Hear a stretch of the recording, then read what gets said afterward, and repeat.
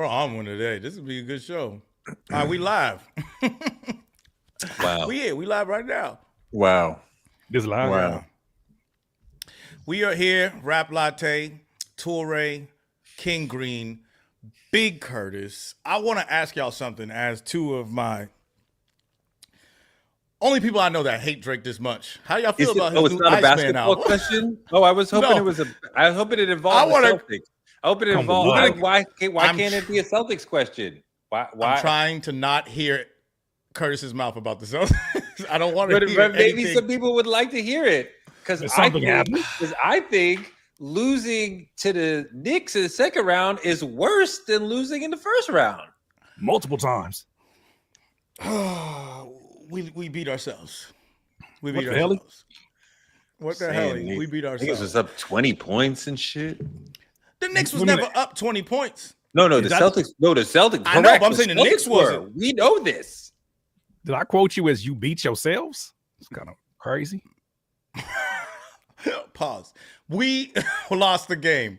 We lost the game. Wait, we didn't get beat. Green is not ready to be rational. Curtis, do the Knicks have one bona fide superstar, or is this like a team? It's a team. It's a team. It's a team situation. I mean, Brunson is showing off. He's going crazy right now. But I mean, they don't look, man. They got a team. They got a team. You talking about practice? They got a team, man. Is Brunson is Brunson top 15 in the NBA? Oh, come on. I can make a strong argument for that. For 15, especially for what he does in the playoffs every year. What he does in the playoffs for his team, he shows up. He's the one you can rely on. And then he won that clutch award for a reason. Damn. I'll give him the clutch award. That I mean, it was painful watching. This guy just turned it on and did what freaking Tatum should have been doing. What was Tatum doing that last play when he went to the corner block, down to the block? Jumps up in the air like he's about to shoot it, and then realizes that, oh, there's three people around me. Let me try to pass it to Brown, and then loses the ball.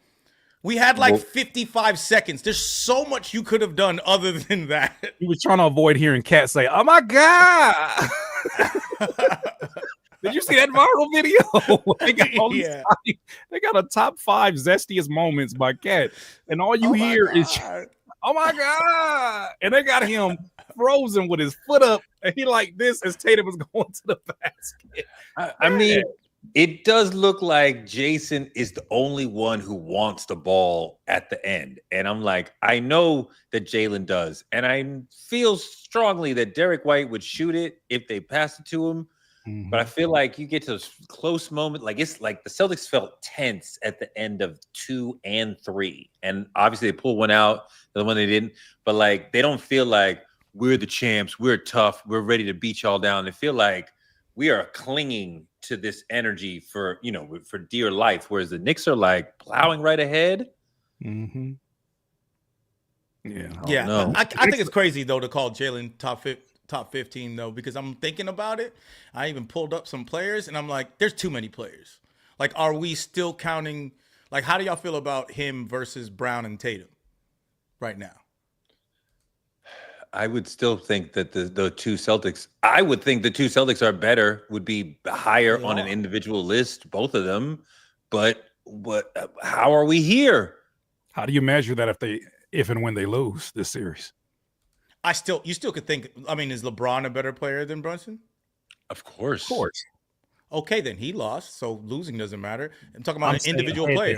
Head to head. Head to head doesn't take away your personal abilities and does. I know, but it highlight some of your abilities. This isn't the Drake and Kendrick beef. Keep that same energy. When Kendrick took away Drake's. Kendrick took away Drake's ability. Same energy when we talk about Jay-Z and Nas. Okay. What do you mean?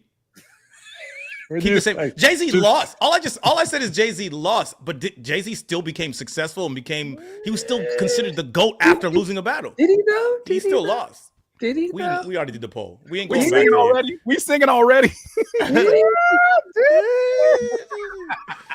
Oh, that's I crazy. think there are other possible interpretations of that situation. other possible interpretations of that situation. You sound like a Drake fan. You sound Never, crazy. sir. Hey, Never, do you just want to ever. talk Drake? I think you just want to talk You are Drake. I think right. you want to talk Drake. I could. Yeah, I just want. I will. Oh my God! I will get in the car and go down to PG County, wherever the fuck you are. Fuck your shit up. No fucking PG Drake County. fan. I have never been a Drake fan. God, you remind me because I did like the freestyle he did before the album came out, where he's talking about parking his car down the street from his mama's house because he didn't want it. Sylvia dissed him. I thought that was fly. And I remember the first album came out, and I was like, this nigga don't know if he want to be a rapper or R&B singer. How come he can't figure out like what the lane is? And That's what your problem. And I was in Fort Greene walking around, and hip hop, who I knew was a music industry figure, but I did not know was one of the A&Rs on that album. His brother says, "What did you think of the album?" And I didn't know I was speaking to the album. And I'm like, I thought I was just talking to somebody who loves hip hop. Like, I think the brother is confused. He doesn't know if he wants to be an R&B singer. He was very offended. He was mad as hell at you. He was very offended.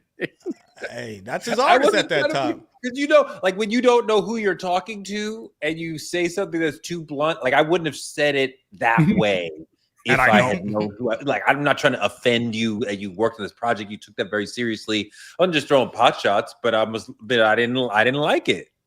But Let's talk about something you do like, because you went to the Kendrick GNX tour stop in New York, which I almost even pulled up on. But that would have been great. How was it? Yeah, it was great. But it was great. It was great. Kendrick is a great performer.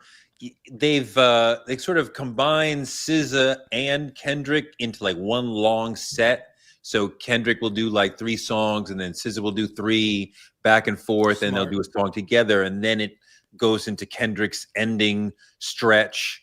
Not Like Us is this big, powerful moment. Euphoria is this great, big, powerful moment.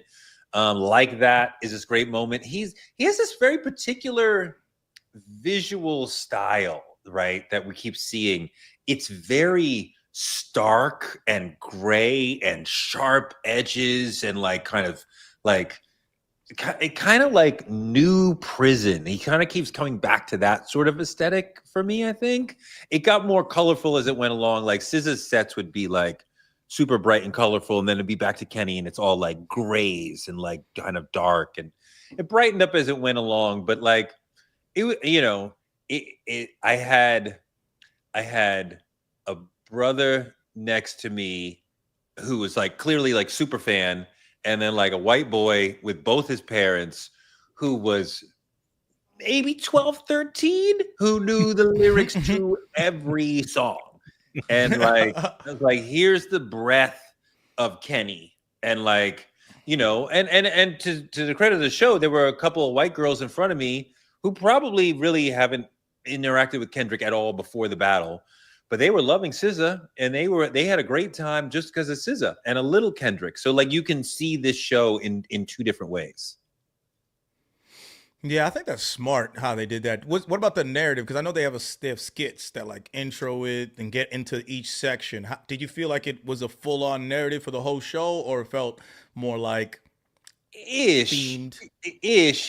That's kind of interesting. I mean, so they were both in a deposition separately, and they were both being like sassy or combative with the other person, and like saying and doing things like when Lil Wayne or whatever is in the deposition, they're like, "You're wasting my time," and like it's your, we need to ask you these questions, Mr. Duckworth. He's like, "I'm about to order some chicken and waffles. You want some chicken and watermelon?" Like there was a whole thing about chicken and watermelon, and like I don't care about eating no chicken and watermelon in front of you. And I'm like, okay. And SZA was on that shit too. I don't know if I saw a whole story out of it, but I don't know.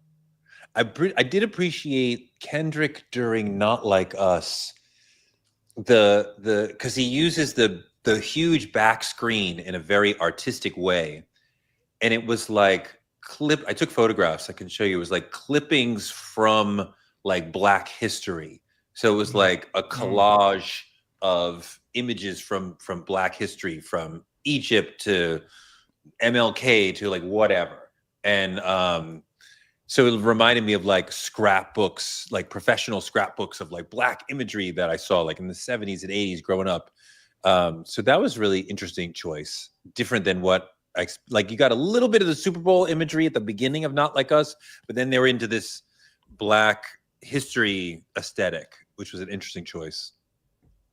Black history. So it seemed more so like Afrocentric or Pan-African, more so than like specific to American Black culture. How did the imagery? Yeah, I mean, very colorful.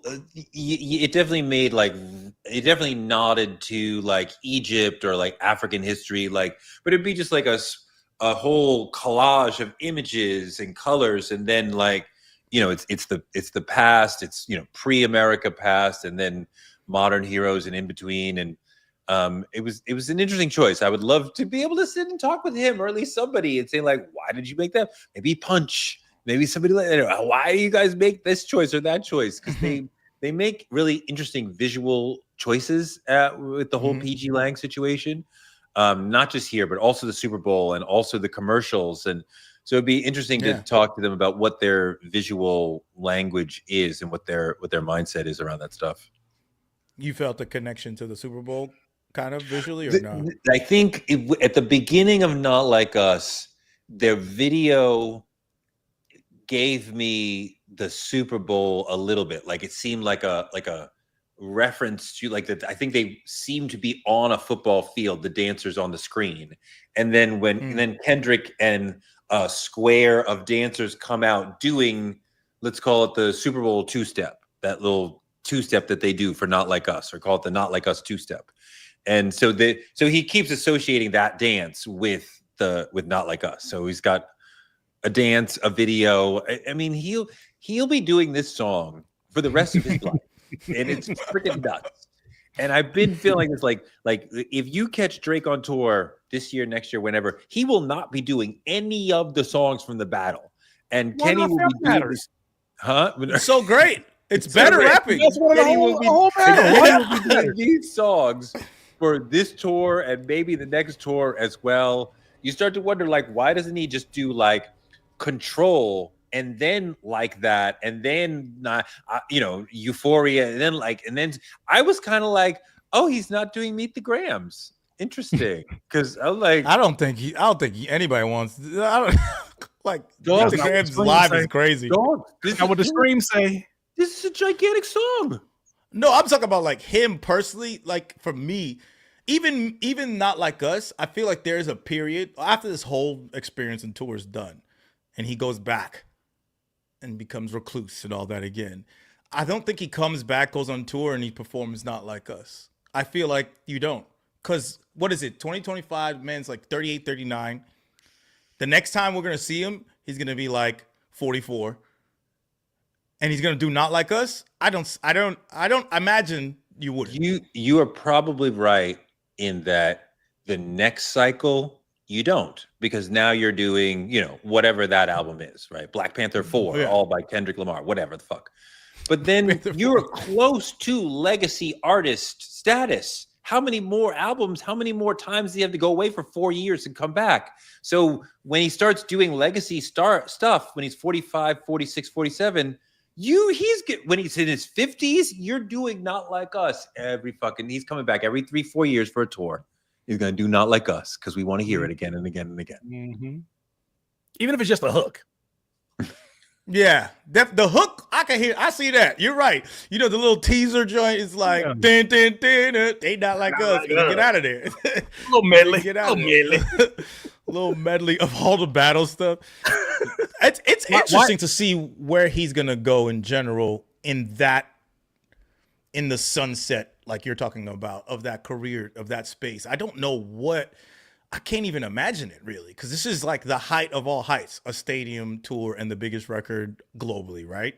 That you can't, what can you do to top that? There's literally nothing you can do to top that. You can't top it. You just do it again. Yeah. All you can do is do it again. And I'm wondering how much he cares to do it again, and how much do you like artistically, is that where you feel like you're at? Because there was a catalyst to get him to this point. Like, he had a catalyst, even if it was some MJ shit where, you know, MJ came up with a reason. Like, MJ's gonna come up with a reason for him to be able to win. But Versus, yeah, look at the artists though that are being produced now as a result. One of them just finished their first project post GNX, which was Lefty, because we used to go by Lefty Gunplay. Now he's just Lefty. Fully produced by Jason Martin. And I saw that they had an exchange that he shared. Jason Martin and Kendrick had an exchange that they shared via text, where he was showing a immense amount of pride in that being an artist that was on GNX that now has a full album that's out there. You know, AZ Chike is coming up next off of that.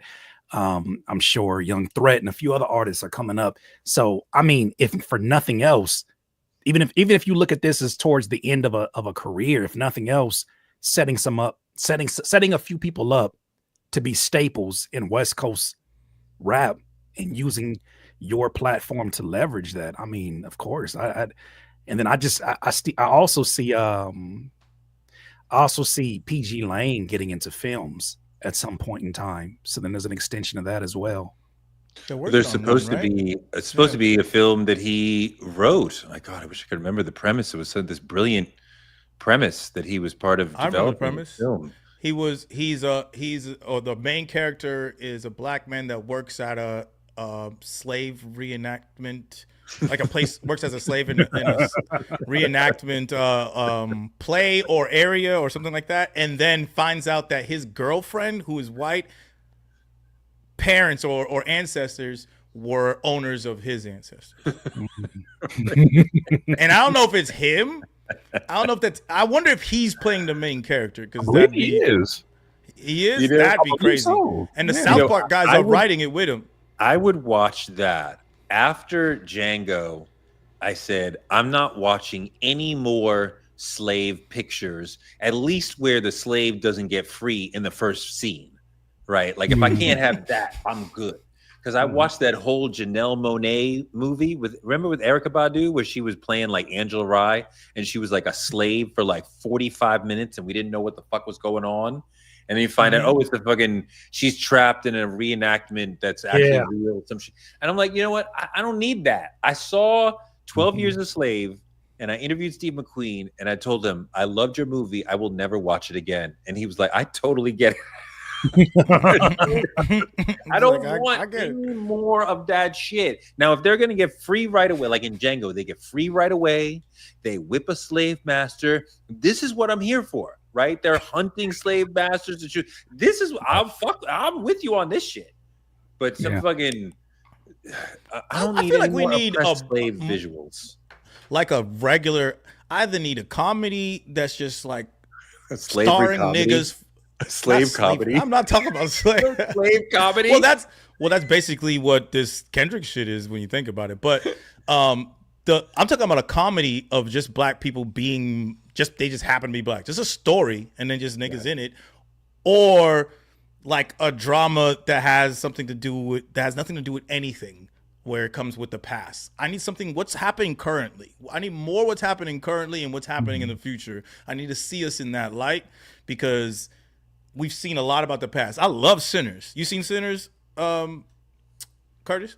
Man, not yet. The time period it came out, I came home from Denver, and I just been hearing nothing but the reviews of it. But I came back home from Denver. To be blunt, I've had my ass kicked physically since I've been home. I have not been. You look at my channel. I haven't been posting up. Yeah, I've been out of commission. But I want to see it soon. It's good, and that takes place in the past, and it makes sense, and it's telling you the whole history of black music and all stuff. So that's great. But it's like, I need more shit that's current. Like, what happened? Like, what happened to Boomerang? You mean Sinners? What's the extension of that story? You mean Sinners as a period piece isn't speaking to you as much. You want art that's speaking to what's going on today, right? Yeah, I feel like we're lost, and we could go back into the music conversation in general. I feel like we're lost. And we were just talking about TDE and why they're so good is because I feel like they're very intensely understand there now.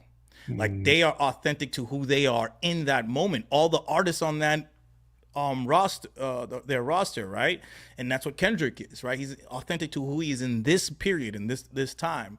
Whereas I feel like a lot of other people are thinking about, when it comes to art, film is all about IP. I have a friend who's a writer, right? And he's finding it hard to get scripts out because everything's about, has this worked already? Has this idea already worked as a book? Has it worked as a comic book? Is this character well known? Or we don't want to make your damn movie. So that means you're already putting yourself in a pigeonhole in your space where you got to make some shit that you think people are going to like and comes from a place of nostalgia. Even fashion, like when you look at these kids, they look like all three of our generations, Curtis saying, they look like all of our generations put together. Like I don't even know, like if you took a person out from fashion-wise, if you take a kid from... What did you say? What did you say? Are you mad that we're not in a...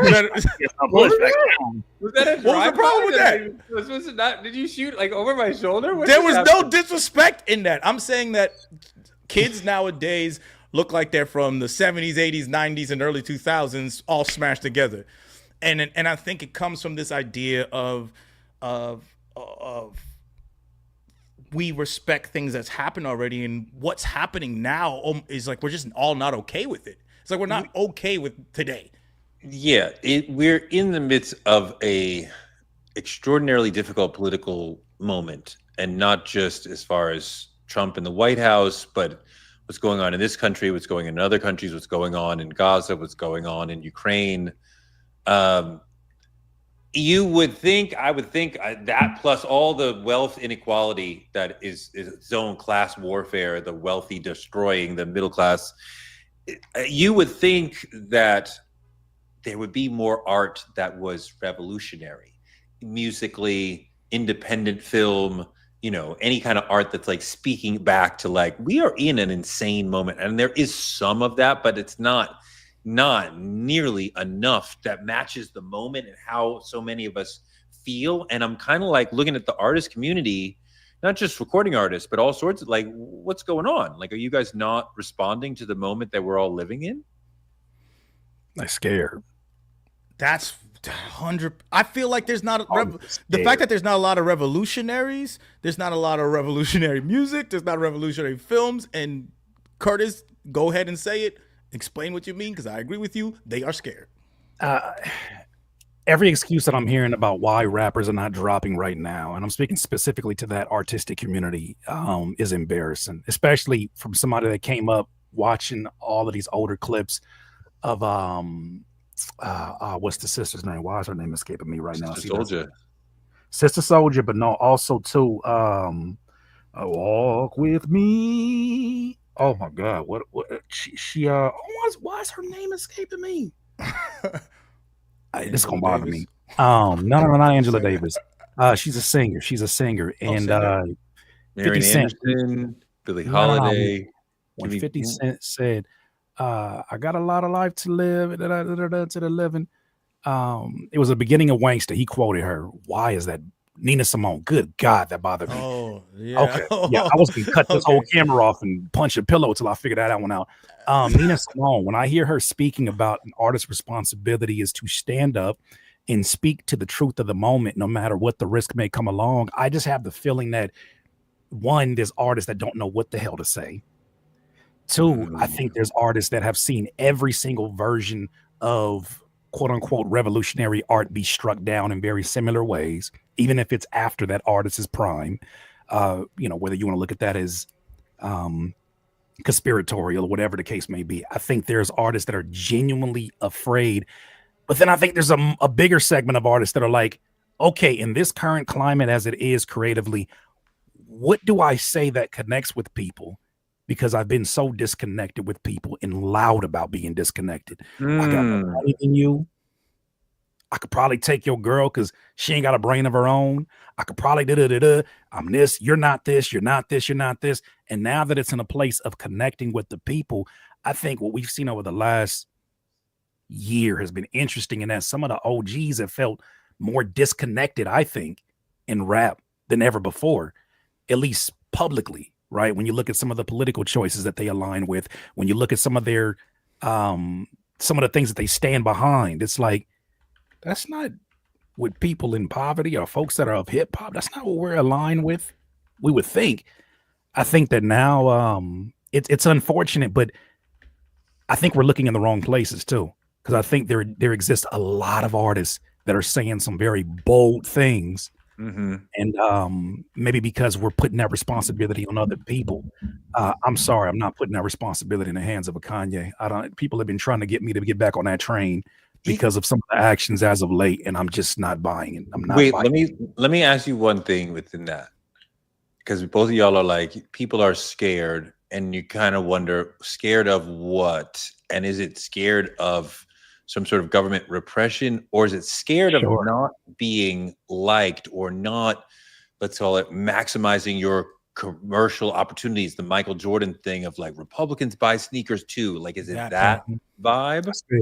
That's big. Oh, I think that's a huge part of it, right? I think that's the biggest part for artists. I'm gonna piss my rich baby daddy. I don't want to piss my rich baby daddy. I don't want to piss my rich baby daddy, y'all. Go ahead. I'm sorry. No. I agree with you. I see that in just being in rooms with people when they're writing a song, they're thinking about how it works from a financial standpoint, from every single word, like every single part of it's analyzed in that standpoint. Like it's not one to one. This word's gonna get me this much more money, but it's this word, this topic, this beat is going to appeal to more people.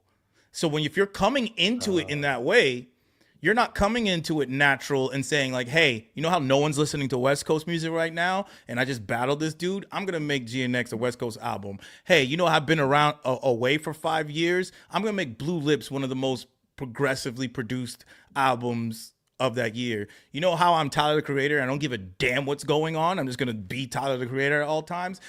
Those people don't have that courageousness, because they come from a time where they're trying to make break through all the noise with something that sounds like the noise, which is a weird concept to have. Like, oh, this is happening right now and everyone's liking it, so it's that TikTok trend mentality. Let me do what's on the trend too, so I can also get hot.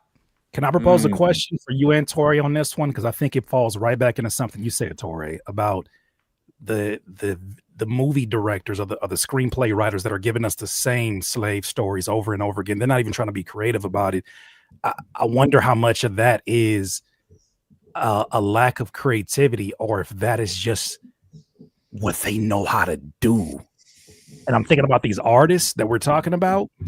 There are certain artists who can write quote unquote songs that are revolutionary songs, but that's what they've always done. So I wonder how much of that feels performative to them, and how much of it is just what they have that's just what they do. I think all of this, one thing I'll say, I think all of this shit needs a shakeup. All of it needs a shakeup, creative wise, because I think the same thing that's happening in movies is happening in music. We're only investing into, the companies are only investing to things that have worked before. Yeah, I mean, one thing with the film part of the analogy is that it's what you can get a white film executive to agree to greenlight and to put money behind, and for him, because almost all of them are men, to think will be successful overseas. Because for a film to make money, it has to also make money in China and Europe, right? Especially China. So if it has no potential in China, then you have a hard time really making real money for a studio. So that's a whole different thing than, like, you know, for a recording artist, that you know, it's a whole different sort of gamble within that. Yeah. Well, LaRussell just talked about something on Twitter. I don't know if you guys saw that, where he said he was invited. It ended up being, I guess, exposed that it was it was the LA Leakers freestyle, and they asked him to basically censor himself, and that he was talking about things that weren't the usual, kill this person that looks like me. And it was more so about hot topics, right? In politics, hot topics in terms of, he has a tweet up there. I can actually pull it up. And he said that they pretty much told him, like, we can't run this unless you got another version that doesn't involve these topics. Yeah, that doesn't involve politics. It's not like he's going in there and he's not even that type of artist to, bang, bang, shoot him up and, but that's what they're okaying in place of what he wants to talk about. That's a little bit more, that's significantly more revolutionary. I think they successfully, I used to say that we were complacent as a society, right? And now I feel that we are docile. And there's a big difference between complacency and docile. It's like you are fully accepting of the authoritarian dictatorship threat on your personal existence in your sovereignty, right? They are in control of how you think, what you like, what you decide to be in this society. And I think that's why artists aren't being revolutionary in that aspect, is that people aren't. I think the community at large is docile to what's going on. We have seen within hip hop and within rock and roll and other forms that revolutionary art can be extremely valuable. And like, I would think somebody would want to be this moment's public enemy, Poor Righteous Teachers, whatever you want to call it, right? Like KRS-One, like an overtly political artist who represents that vibe that a lot of people are thinking about. And I don't know, I don't see anybody wanting to step up to be that person. And I think that space is really ripe. And, I mean, I know it's hard, but even Kendrick is showing you how you can combine politics with art and make it artful. It doesn't have to be a whole song about Freddie Gray. It doesn't even have to be political to be revolutionary too. When we're talking about, yeah. Just give us a new idea. Let's not think about this in a political sense. We're talking about these niggas is just saying the same shit that they've been saying for the last 15 years. So are we asking zombies to look alive? Yes. Somebody get a cure for these niggas.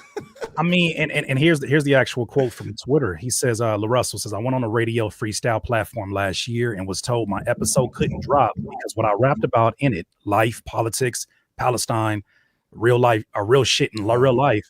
He said the very next day and every day since, it's been niggas on there talking about killing niggas and telling the dope.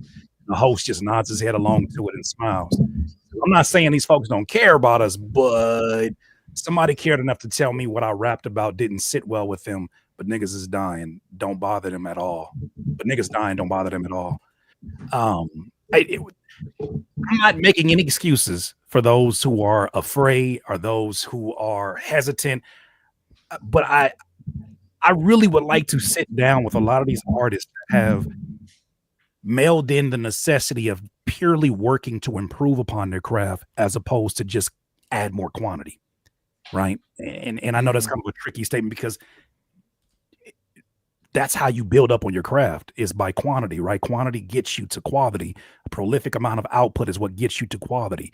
But I think a lot of these artists are just repeating the same using a basketball analogy, they're repeating the same bad form.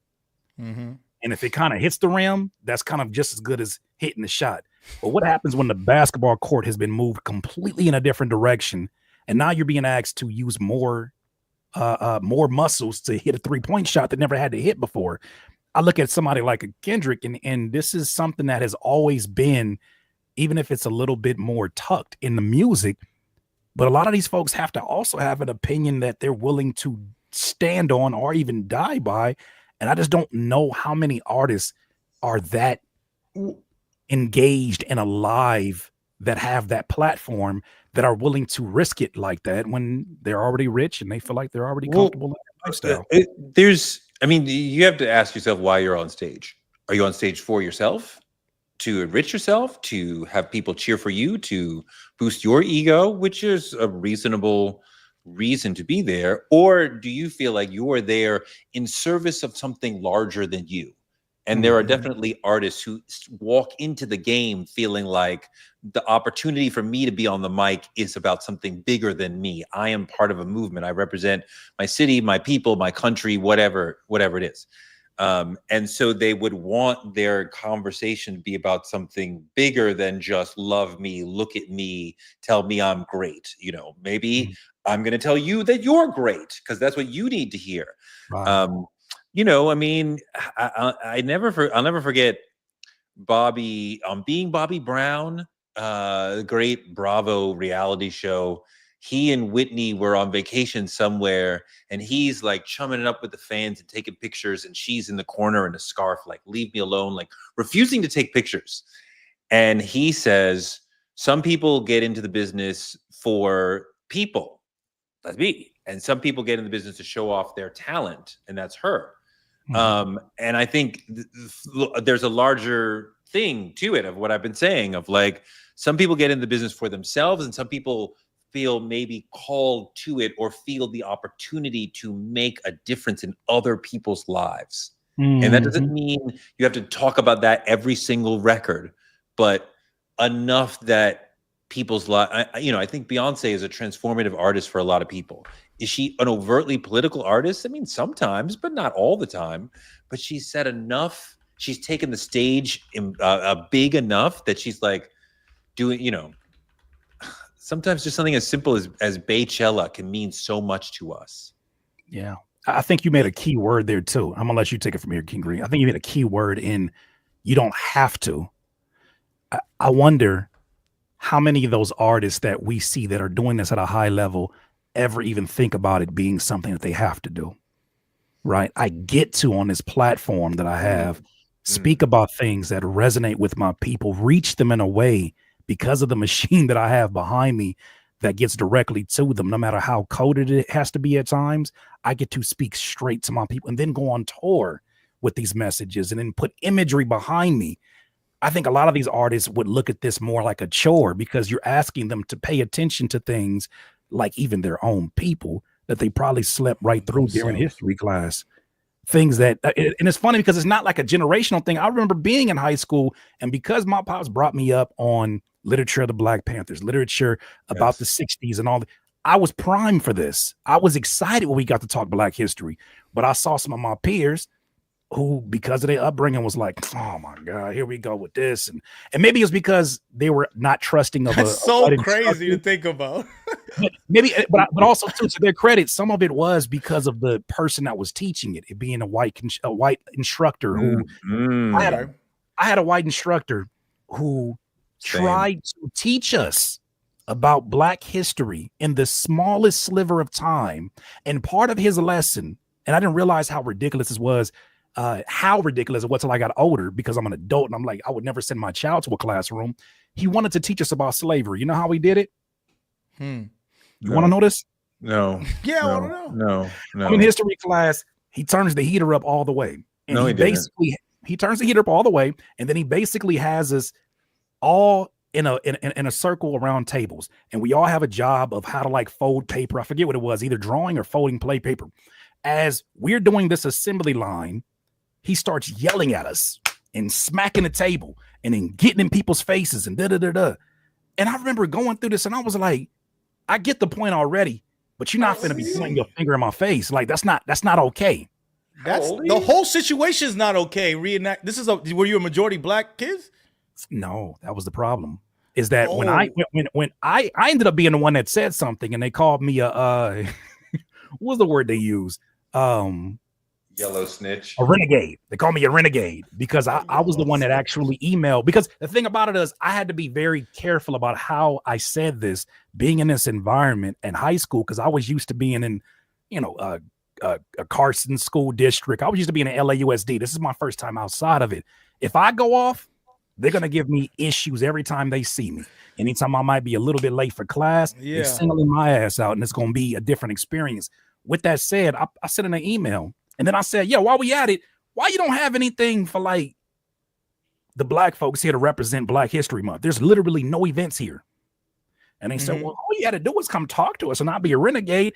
A teacher never got any kind of renegade. Calling you a renegade after they he cosplayed as a slave master, and they called you a renegade. I was the one that left out the room. He really does cosplay as a slave master there. That's crazy. Basically, and I left out the room and I said, I'm not doing this shit. I said, I know what your point is. I'm not doing this. You get your butt back. I said, oh yeah, you wait till Rochelle hear about this. That's my mama. I said, you wait till Rochelle hears about this. And he was like, what I was trying to just show you guys was how intense it was. You guys need to be into your books and understand. I said, no, you're not going to spin that. You got off doing some weird ass example So to that credit, to the person I was talking about earlier, one of my folks who were looking at him teaching Black history, it's like, Yeah. you're not I the get person that. to deliver that. No, So I get that. yeah.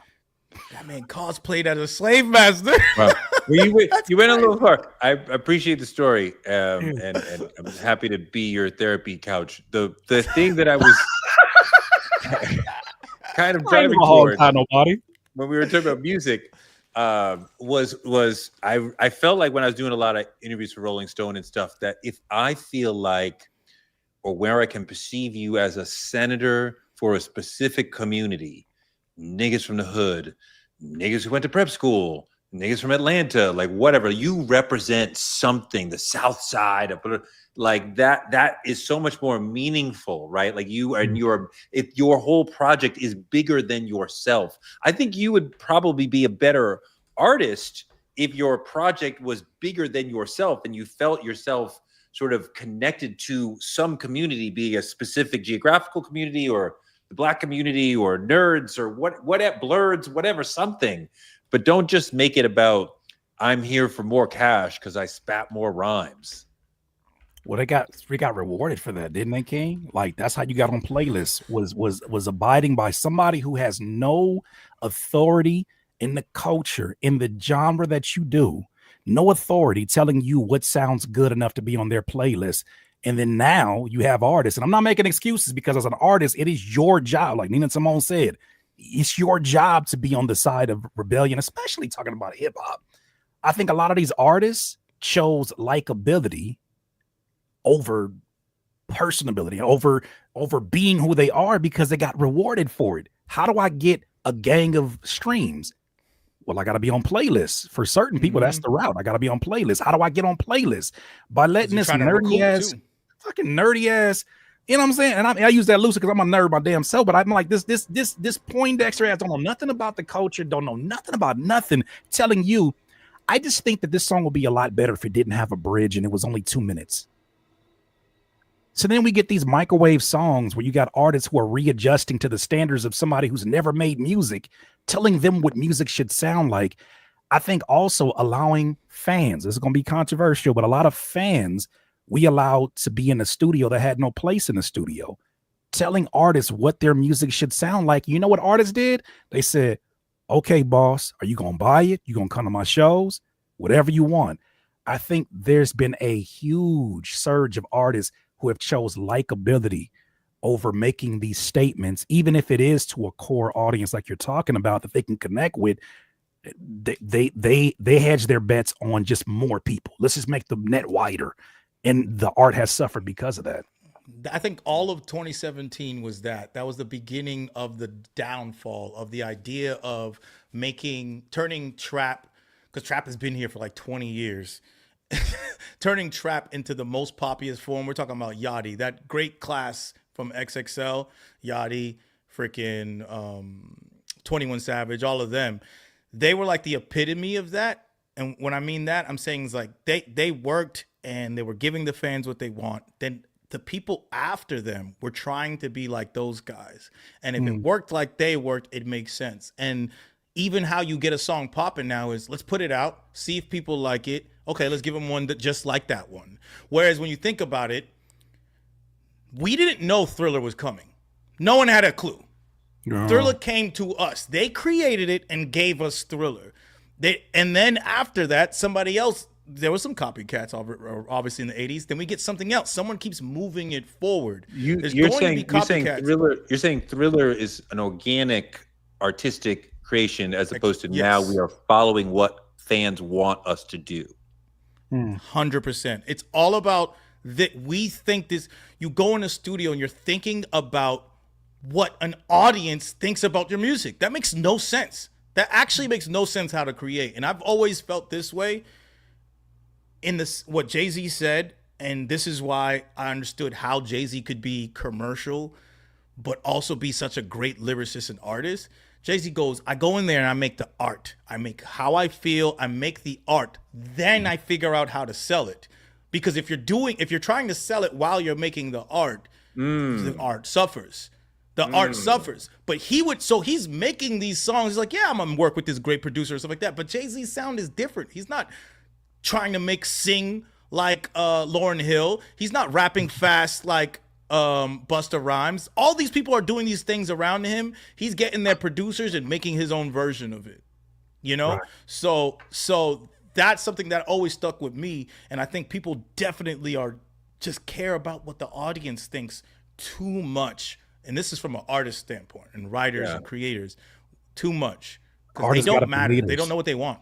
Artists got to be leaders, and I don't think these folks are leaders. I think they're loudmouth followers. Artists have to be leaders. Yes. That's when the art, and I mean, not just in music, I mean in movies. Like, how do you plan for the success of a Get Out? Now that makes so much sense. Why it was a time period we're in. There were so many things that were aligned, like Jordan Peele. But even Jordan Peele being behind that, for somebody who's known traditionally for comedy, who's to know that this is going? So these are the things that I'm like. The worst thing that I started seeing, I love to see like black directors, our folks get opportunities to now follow that up. It ended up becoming like a bastardized version of what Jordan Peele did. Now we're just taking what used to be reserved for slave movies. Now we're just using black trauma as the new horror genre. Horror, yeah. And I'm like, that wasn't really the point for this to be a spinoff. The worst thing I saw was movies that were just direct carbon copies of that, and it just put us in a different place. And it's like, who is this entertainment for at this point now? Does it lose its horror? Wait, who is the question? Who is horror light for?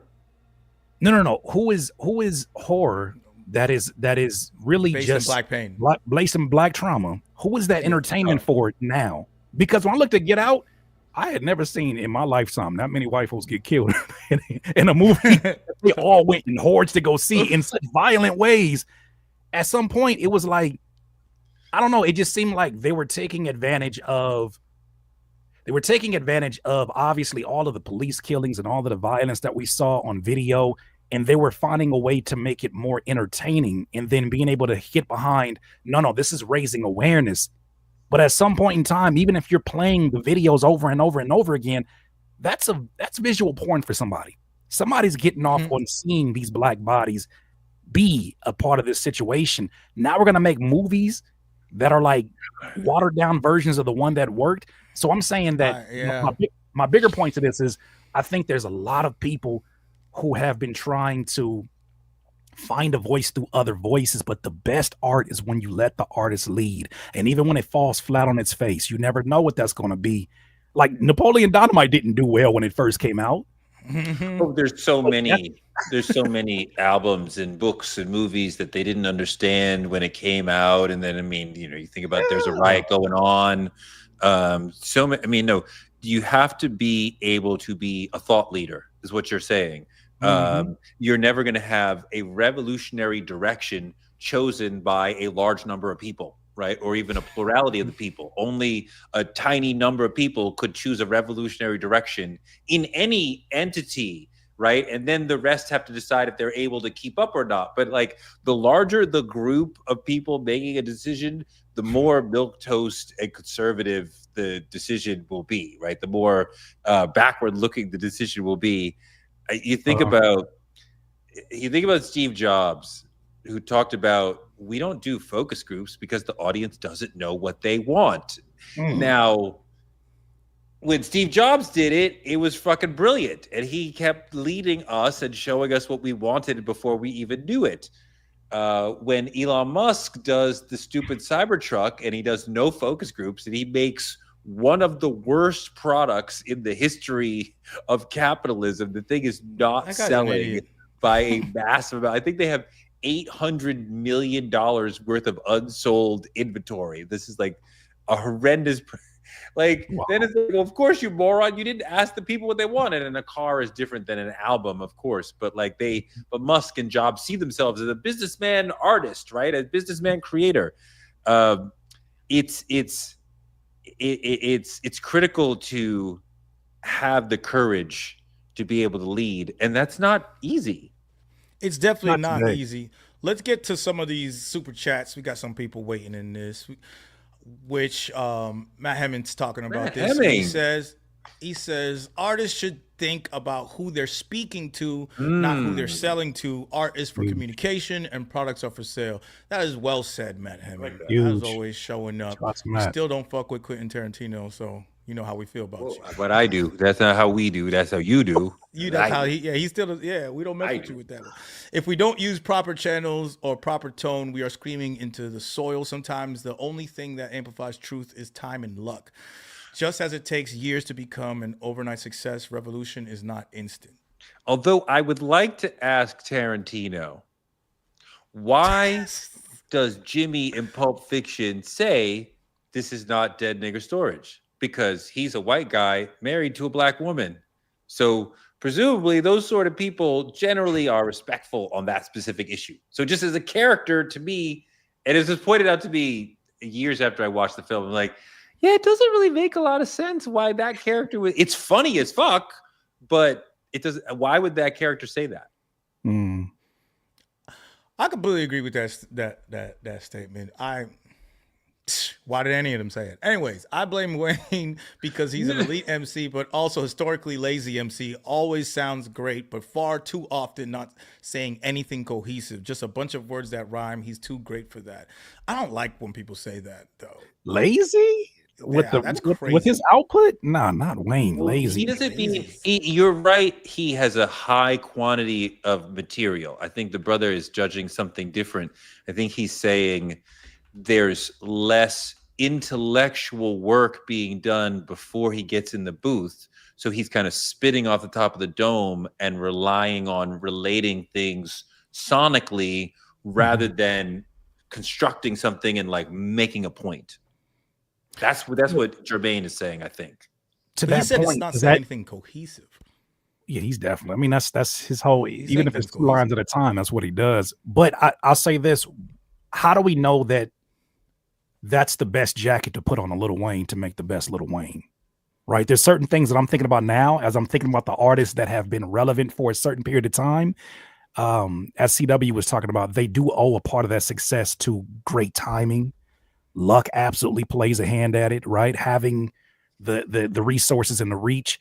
There's certain artists I don't really want to hear you doing the kind of music that I deem as revolutionary because to me, let it be revolutionary because of this being something that you're purely aligned with, not because it's using all of the keywords that revolutionary songs are using. Like, I don't want to hear Lil Durk making an Immortal Technique song. That's not what I'm signed up for. There's a certain brand of what you're doing.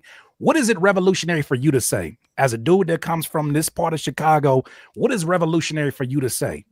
I think that to me is more exciting than anything else than revolutionary for the sake of fitting into that genre. Like when I hear those songs, they end up being some of the cheesiest songs from some of these artists because they get the kids singing on the hook, they get the right feature for it, and it's just like, it just doesn't work. Boxes. How did you? I liked this one though, but how did y'all feel? This is a throwback.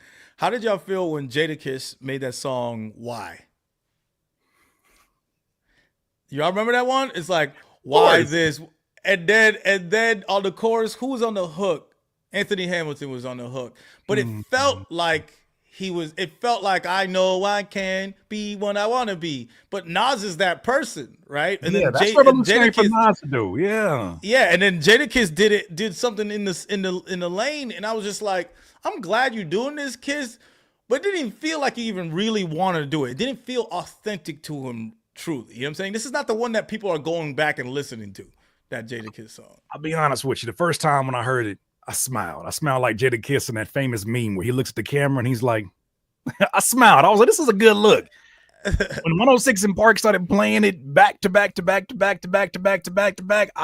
I got that same feeling that I get when I hear, where is the love? I just like, It's hard to describe, but it's like a level of cheese.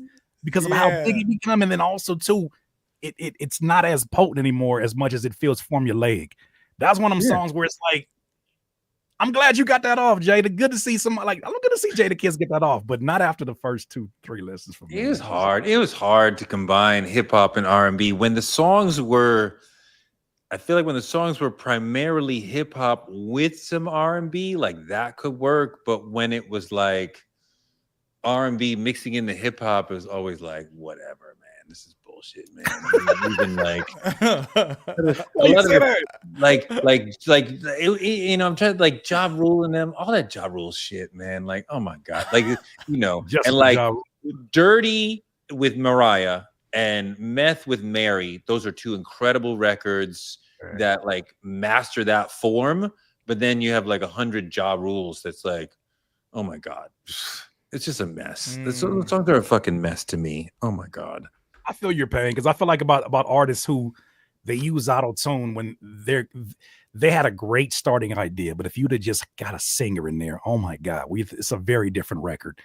But you're hearing certain of them, and it's like you're not Future. You can't do that. When you do it, it just sounds out of key. I don't think. Maybe I'm maybe I'm too much of a hip hop purist. There's no hip hop record that I'm like, God, if only there was a singer on here. Well, I'm like, no, for me, it's like samples, hit me with the beat. Like we're hip hop here. Like I don't. My thing is this: if you already singing or whatever the hell you call that, if you already and then this shit going in and out of tune, you might as well put somebody who do this as for a living. What are we doing? What are we doing right now? Sometimes singing bad though is part of the context. The same thing with Biz Markie, right? That song is him singing because it makes sense because it's him from his gut, from his voice and his tone and his non-singing. Same thing with the tone of like 3K. Like 3K is not the greatest singer, but he carries a melody well, and his accent comes through so crazy through his. Well, I'm talking about even the hip hop albums. Even on the hip hop albums he was singing. Okay, leave that alone. I'm not touching it. This is a good point. This is a good point because there is that space where people are like good, bad. You know what I mean? And like, so Keisha Cole, right? When Love was hot, I was listening to Star and Buck Wild every morning. Y'all know about Star and Buck Wild? Of course, yeah. I don't know how national it was. I didn't know. Yeah. And there was a month that he played that Love record every morning. And I heard it every month. And the first 29 times I was like, this is a joke. This record is terrible. This chick cannot sing. Her voice is cracking. Like, what he's playing this ironically, right? And something happened the 30th time. I was like, this is the most brilliant, raw, beautiful, real record. Like, yes, her singing is not perfect, and that's the point. Social programming. Well, is that social programming? Is she a bad singer, at least on that record, or was I late? It takes 27 days to establish a habit. He was on day 30. Look, you know who did it to me recently? Lomi D. I didn't. Was that uh-oh? Was that uh-oh? Uh-oh. Oh my God. Somebody sang it in Angie key. Martinez loved that record. I love that record. Somebody sang it in key on TikTok. They said this is the actual key.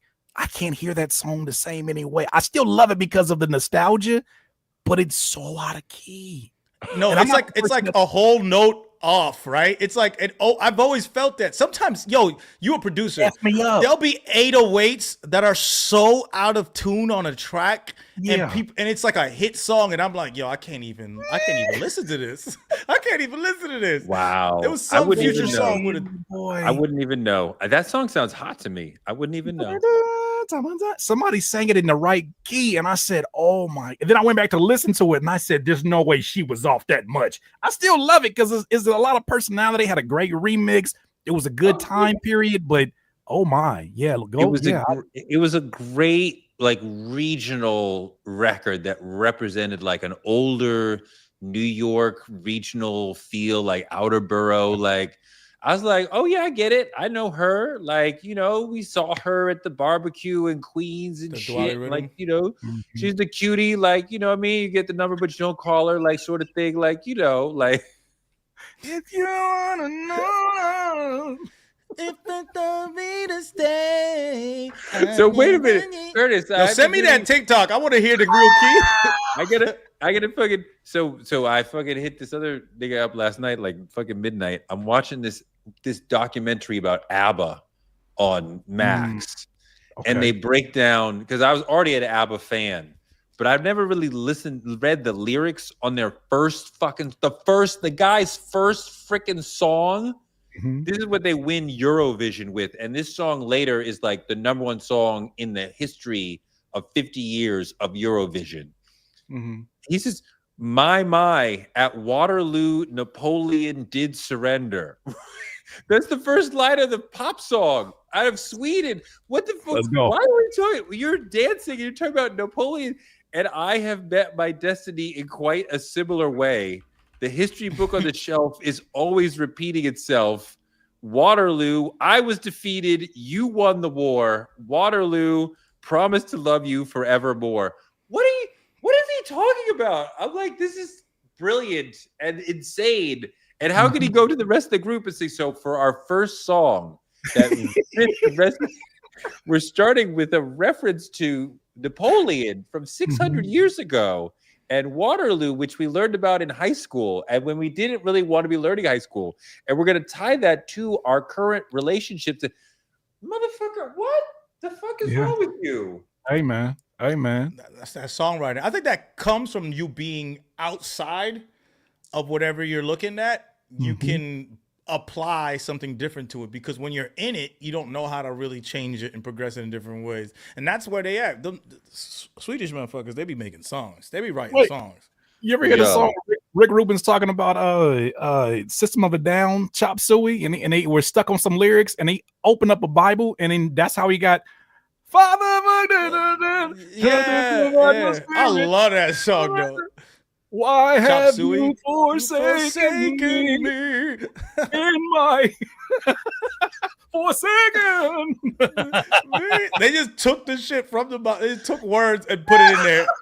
How the Bible goes writing? Bible goes right. Why? Me, I'm like 17 thinking this is extra deep. Like, I have no idea what's going on. They just throwing rules. No, Chop Suey goes crazy. Someone said Chop Suey rings off in the hood. Yeah, it does. Everybody I know loves that song. System of a Down go crazy. So wait a minute. But so Al B. Shore said Puff tried to kill him. The fuck? With some cyanide. This is the Puff's trial started? The trial started, but last week Al B. Shore was on local New York TV talking about, remember when I was in a coma and almost died? Puffy did that. And Jamie Foxx just said when he fell into a strange, bizarre coma out of nowhere, that was also Puff. Wait, I thought Jamie said it wasn't him when in his special and stuff. Did he just recently said that? I think he said that it was. He did say he was going to say it was his Puff in the special. I think they cut that out. But maybe that's when he was still able to possibly get out. And now that they know he's not getting out, they're like, all right, let's let all of these fly now. Man. Yeah, I feel like for me, that powerful. Can you imagine? Yeah, that's crazy. To be drugging people? Well, I mean, to the point where what kind of drugs you got? Cyanide. Cyanide. Do that. Cyanide. And Al B. Shore's like, if you don't give a person enough, then they just get pneumonia. And Kim Porter died of pneumonia. How do you who researches this? Who tells you this over drinks? You know, if you get just a little bit of that. Like, how do you know of this?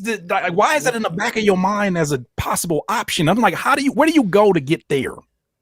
Okay, I'm gonna say there's a guy that we know about that who's a personal trainer who used to be like, I think, Canadian military, and he worked with a bunch of different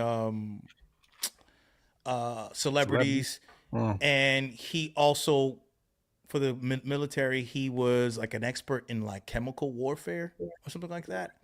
And there's been talks about him, another person, and in Hollywood, there's these people who actually like that's what they do. That's who they were. And then they also part of security teams. They're part of your fitness instructors. There's people who know things in these spaces, especially when you're hiring people to like protect you, who actually have a background in knowing how to kill somebody or military background, all those things like that. So that information's out there, and it's been a thing that people have talked about. like in Hollywood, in Hollyweird rather, because there's two different places when you're out there, as you know. Like there's a lot of different Well, sections out there. Yes, all that, but he also has. I don't want to implicate a specific individual without knowing that, but he has a specific team whose job it is to take care of him, and he thinks that he's a king and he should be treated like that. So whatever I want, you should be able to go get it. So, you figure out how to fucking get it. And there's no they're facilitating illegal acts. Get me a prostitute, get me drugs, get me a gun. So that's what's gonna get him fucked on the racketeering, on the RICO, that he's got people working for him who are fulfilling illegal activities. And to the point of, and his businesses are paying to the point of him having illegal sex nights. So that's a criminal enterprise. Boy, oh boy, You're fucked. You're fucked. Yeah, and some of them details. I'm just looking at this, and it just, I guess it speaks to the power that someone in his position had to have so many people be quiet when I know there's opportunities, and it seems like people are taking advantage of the opportunity to speak on their truths. But man, with all that going on, I definitely sympathize with those, or empathize with those that saw that firsthand. That's crazy. The thing that Freddie P, who was in Making the Band, said, Puffy, he didn't say Puffy, he would say Diddy was addicted to breaking people. And we see his joy in humbling people, right? We're talking about, this is beyond that. Like he right. And this is about traumatizing you, drugging you and having you and these sort of things. And like, when I heard that quote, I was like, oh, this crystallizes a lot. Like he's a sociopath. He enjoys inflicting pain and showing his superiority or his domination over you. Yeah, that's sheesh. Woo. I'm always hush hush when we talk about this nigga. This nigga's crazy. And the shit that went out is just like, I'm looking at the Diddy documentaries. I'm looking at everything. I'm like, how did this happen and nobody say anything? That's my first question. Power. No, but because of power. And then I'm like, wait a minute. Damn, that's a lot of fucking power. And why did it come out right now? Then I think about that too. Somebody must have realized that you do not have, or somebody had more power than you for you to be able to cut them off like that. No, Cassie escaped from his clutch. And she felt safe though. And she felt safe. Right? I'm wondering how that happened. She immediately got into a relationship, wifed up, pregnant, baby, like quickly, like another chapter of her life in a family, in therapy, feeling like I'm safe. I need to be a good mother. I'm protected by this man who like loves me. And like, this is what love is. Like what Puff was not love. Like this is love and acceptance. And like, now I feel like grown and I have friends around me, right? Here, Puffy is like isolating her. You're not really interacting with other people that much. Now she's interacting with her friends again. She's a full person again. And so she feels like, I say this all to say, the notion that this is somehow from like, some liquor lawsuit or something, or some big dog was like, Puffy must be silenced after all these years. No. Cassie escaped from his side, found herself, found her voice, found a sense of security that allowed her to speak her truth, and started talking her shit. And because he was so fucked up, partly drug addicted, he was unable to effectively assess the threat that she was. So he let her threat become public. And then that's when, at that point, the FBI has to fucking investigate. It's Cassie lawsuits on the cover of the New York Times. The fucking FBI has to, we have to fucking, this sounds like 4 federal crimes in the first paragraph. Like, John, you can't buy your way out of this one. You can't buy your way out of this situation at all. So there's no like nefarious Illuminati thing. I'm not saying you guys are saying this, but Mal obviously will say this probably today.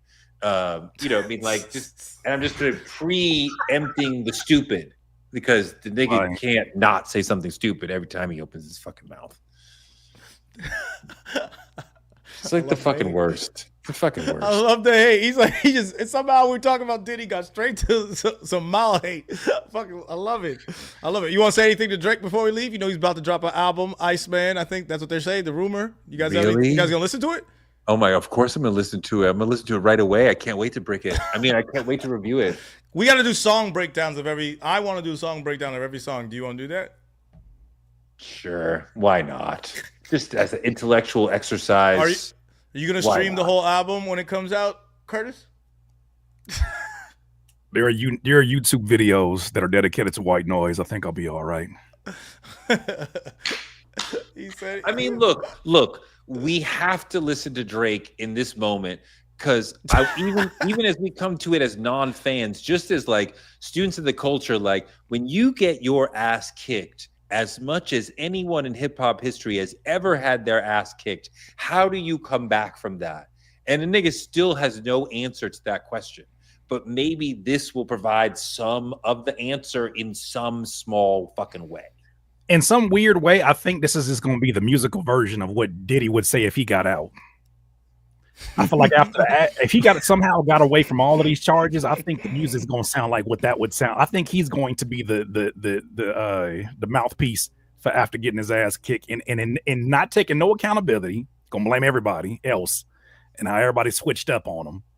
Or he gonna get the album I told you he was gonna get a year ago. He gonna shave his head off.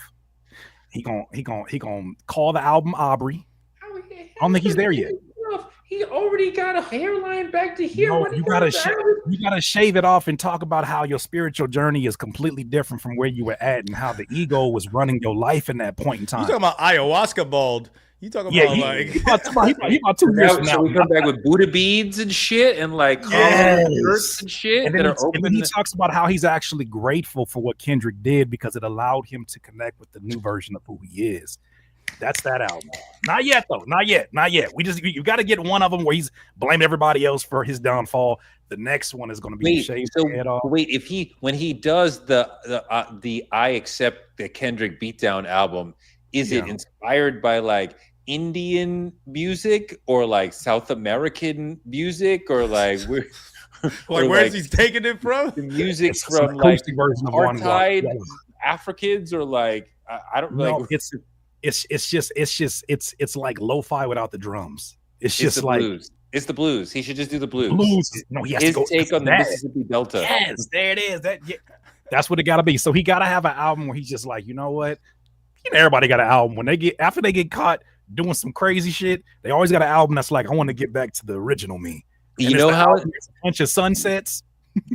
You know how in the movies, like when the fighter who's like the millionaire fighter has to like finally win, so he goes to live in an outhouse for like 3 months and like drink stale water and like he's like living the harsh dank, like that's what Drake needs to do, like live the harsh dank like young. You talking about the Rocky IV montage? Yes, where the Russian is doing all these high tech things and Rocky's just lifting up logs and punching the snow and shit in the cabin.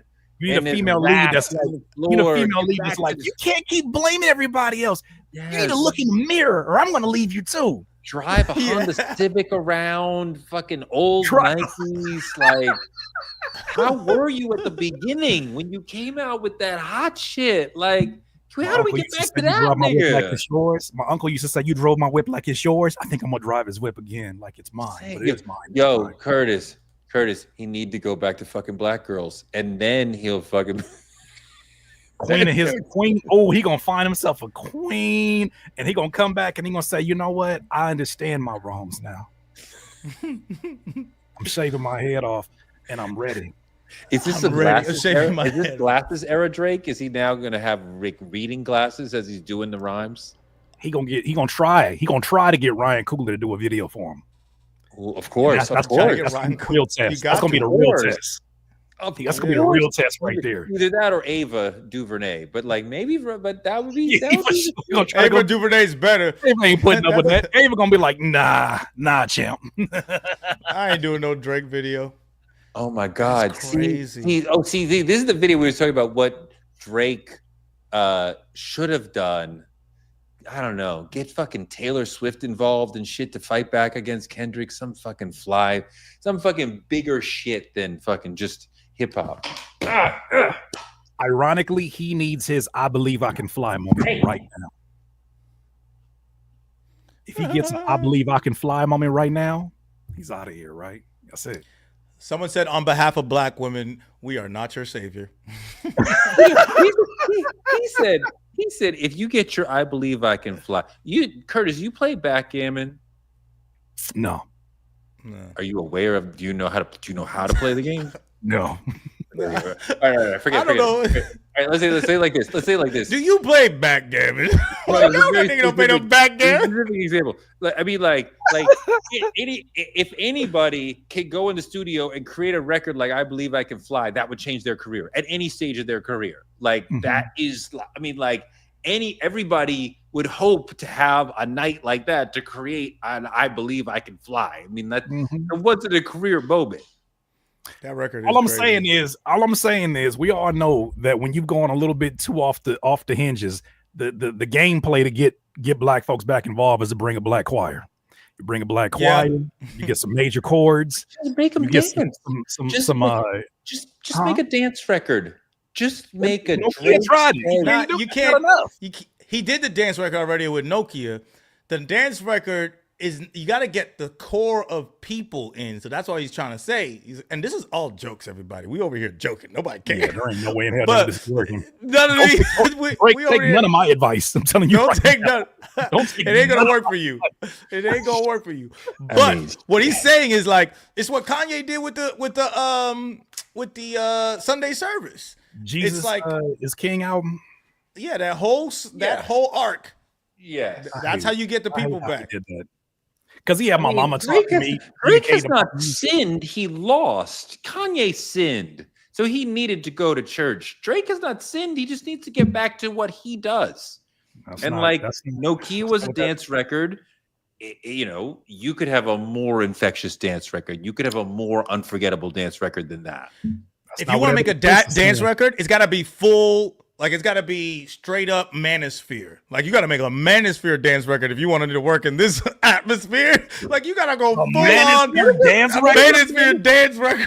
Manosphere. What's it? Give me the chorus of the Manosphere dance record. Move to the side, honey. We're getting a dance. We're dancing together. We're dancing together, and you guys ain't shit. It's like you guys night out. Guys night out. No baddies. Guys night out. No baddies. Guys night out. Call the shit 404 or whatever.